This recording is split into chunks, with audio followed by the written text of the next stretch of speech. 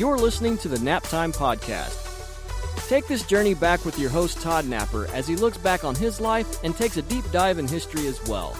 And if you don't like that, well, everybody needs a nap every now and then. Hey everybody, welcome to a special edition of the Nap Time Podcast. I am your host, Todd Napper, and I want to thank you for joining me today. Today is a special edition of the podcast, as I just said. And what makes it so special is I am recording this on the birthday of my pawpaw. Many of y'all would know him as Elder James Pixler. And today being April the 14th, 2020, would have been his birthday today. And I just wanted to take this episode and talk about him a little bit, and I wanted to give you the opportunity to share your stories. I reached out on Facebook and Instagram to try to get a few stories from people who knew him and had special memories of him. And I had a few people get back to me, and I am going to take a part of this episode and share their memories of him and share their memories of my pawpaw and just kind of pass on and just kind of show you and let you know just how much he was loved and appreciated by many, many, many people. And so with that being said, I'm going to go ahead and get started. One of the first people to send me a story was my cousin Luke, and he sent a story. One of his favorite memories was flying to Boston with him for his Navy ship reunion. If you didn't know my pawpaw, or you didn't know this about my pawpaw, he was actually in the Navy during the Vietnam War. He never really, I don't think he saw any action or anything like that. I know he was on a tanker, so he was kind of offshore, and he didn't see any action, but he was in the Navy at about that time. And he was on the USS Mispillion. And every year, for the last few years before his death, he would go to their reunion. And one of those years, Luke and my brother Tanner got to go with him on that trip when it was in Boston. And so one of these memories from Luke is that his favorite memory was flying to Boston with him for his Navy ship reunion. We went all over Boston with him and saw all the historical sites out there. At the banquet on the last night, Tanner started rubbing his fingers around the water glass and making that squealing noise. And the old sailor giving the speech kept thinking it was the microphone. At one point, there were about 6 old sailors standing around poking the speakers and turning the podium. Pawpaw found out it was Tanner and laughed so hard he nearly cried. And I can actually see Pawpaw doing that in my mind right now. And he walked around the rest of the trip proud that his grandson had caused the riot. Thank you, Luke, for that memory. That I can just imagine my pawpaw laughing really hard at that. Another story that got sent in was from my granny and Pawpaw's one of their dearest friends, named Trina Jackson. Known him for years and years and years, and she wrote in and said that she has so many wonderful memories of him. He was such a great pastor and friend to me and my family. I came to the church in 1984, and he was my first pastor.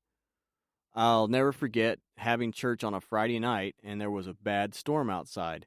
He kept saying, "The devil's not going to have his way in here tonight. And everybody keep your mind on what's going on inside and not outside." And about that time, hail knocked out almost every window of the church. I remember this happening. I don't remember why I wasn't there for that service, but I remember that time. I remember all the church windows getting busted out, and everybody's windows cars' windows got busted out. She said all the cars in the parking lot were all damaged, and it was bad. We were all terrified, but laughed afterwards. He always wanted church to be going on, no matter what, and we all love him for his faithfulness. Never a better man of God in my books. Happy birthday in heaven. And that's true. It didn't matter what was going on. He didn't want to cancel church for anything at all. And not only that, our services lasted every service at least till 10 o'clock, and he made sure of that too. If the preaching was done and altar service was over and it was 9:45, he would just randomly talk about anything until it was 10 o'clock before he would dismiss us. So yeah, I remember that. And I do remember that storm too. Like I said, I wasn't there for some reason, but I do remember that storm. That was crazy. And the final, another story that I received was from a family friend of ours named Macy. Uh, Her and her family have always been good friends of my granny and pawpaw, and they, they, I know that they love that family a lot. And she said that she doesn't have one specific favorite memory of him, but she does remember him adopting her as one of her own, well, as one of his own grandkids, and when her own grandparents didn't really have anything to do with her. But she remembers his office always being open, as well as his arms for the best hugs. She loved him and misses him dearly. Thank you so much, Macy, for that. Yes, that that is one thing that everybody knew about Pawpaw is, he loved everybody, and he didn't sit in judgment of anyone, and didn't matter what was going on. If he disagreed with what you were doing, he would definitely tell you about it, but he would love you no matter what. And so thank you so much. Thank you for all of those wonderful messages and those stories of him. And there's one more story that is actually going to be told by my wife. It's going to be her memories of him. And I'm not going to ruin any of her story or anything like that. So it's going to be her actually telling the story herself. So without further ado, here is my wife. I honestly don't feel like I deserve the privilege of talking about this incredible legend of a man. I only knew James Pixler a few months before his journey on this earth ended, and he entered into his heavenly reward.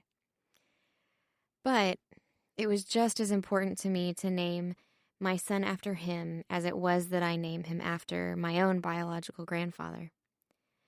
I don't have a particular funny memory, but I do know in those few short months he made me laugh and he made me smile so often. I find myself learning more and more how similar James and I are. From being outgoing and loving people and just loving life to the way we handle situations, relationships. It gets eerily creepy, but just so beautiful at the same time, the more and more I learn about him. I also think Elder Pixler had divine wisdom. See, I married Elder Pixler's grandson, but there was quite a time that grandson would just remind me that he was in love with me, and I just continued to remind him that I was not in love with him. And I wasn't even interested in dating him. But the times that I saw James before his grandson and I started dating, he already looked at me with a knowing eye, with a loving smile that only a grandfather could have for his granddaughter. I think he saw to a deeper level of me. He saw the insecurities I hid so well. Shortly before his hospital trip that resulted in his passing, and with absolutely no prompting, I was leaving a Pixler family birthday party. And he took me to the side and just said with such emotion, "Well, just know that I love you." My jaw dropped and I was barely able to squeak out an "I love you too" before heading to my car. I had just started dating his grandson. I had only seen this sweet man on a few occasions. And he told me he loved me so shortly after getting to know him. But those were the last words I would ever hear him speak. And they were just for me. I went back to my car full of pride, shock, excitement. I couldn't contain myself.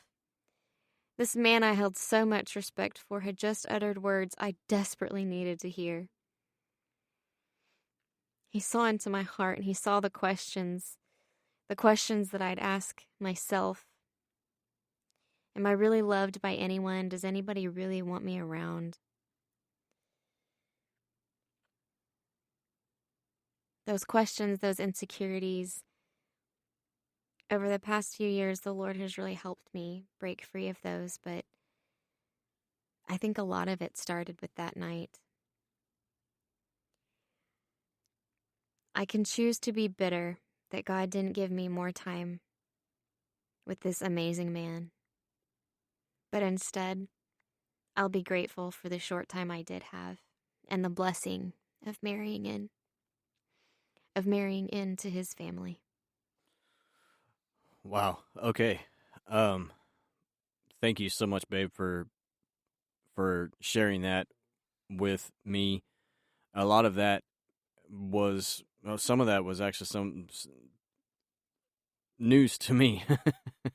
I didn't know some of that story myself, but I do appreciate you so much, and I do wish you could have had some more time to spend some more time with him, get to know him better. But we both know that he's proud of you, and he loves you, and thank you so much for your story. I appreciate that, babe. I love you. Thank everyone for the stories. Thank everyone for the memories, for writing in and sharing your thoughts and your memories of him. When we come back, I'm going to spend a little bit of time sharing a few memories of my papa of my own, some things that I personally remember about him, and I'm just going to spend a little bit of time honoring him and just talking about him. And so thank everyone for listening, and we'll be right back.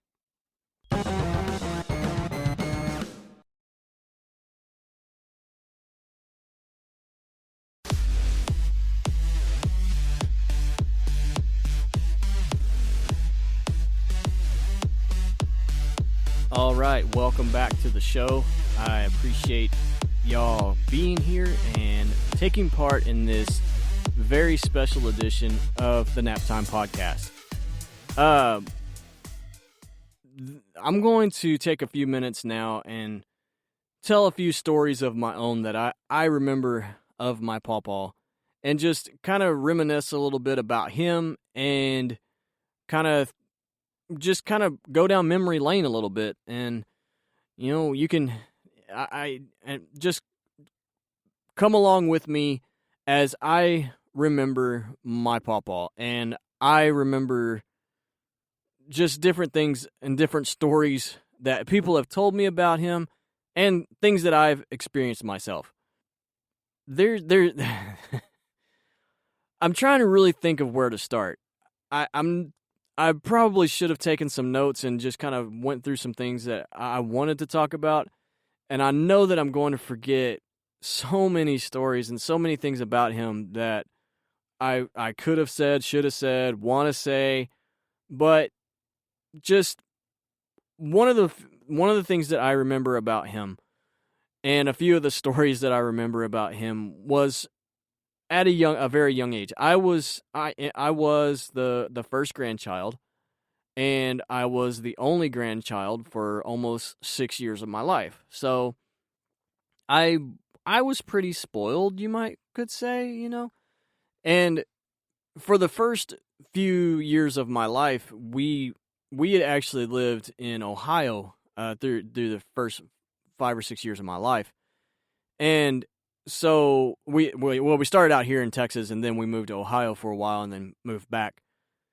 And I remember some of these trips back home or back here, and my early years are obviously a little foggy. I don't remember every little thing that happened, but I do remember Walmart trips.